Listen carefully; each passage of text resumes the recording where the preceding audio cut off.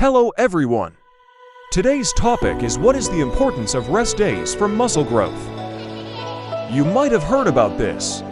You need to rest properly for muscle growth and athletic performance. But why is it so important?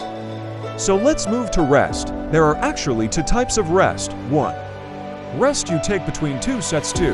Rest you take between the same muscle workout. D. These two types of rest have the sole purpose that you can recover.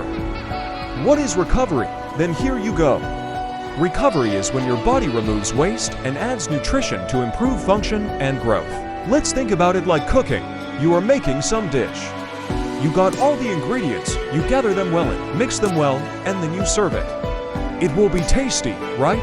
But what if you don't have time and you made that dish in a hurry? Then how will it turn out? Tasty. Same goes to your body.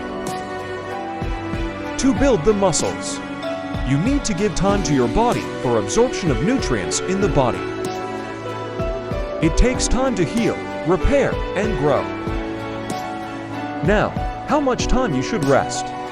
Then it's depend on person to person. Some might need less, or some might need more.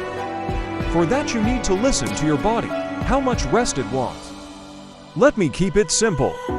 If you feel soreness on the next workout day off the same muscle, then I will suggest you to go for cardio or light intensity of strength training.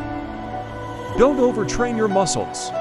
That might lead to overtraining, and that will eventually damage your muscles, then growth, or injury to your body. Always keep in mind that muscles need time to complete recovery. Schedule your exercise routine and nutrition according to your body, not someone else's body. So there you go. That's why it's important for your muscle growth and recovery. Without the proper amount of rest, you have a risk of damaged muscle growth and injury. Consider scheduling your workout and nutrition according to your body, not the sample workout and diet plan you get on the internet. For stronger and healthier you. Thanks for watching.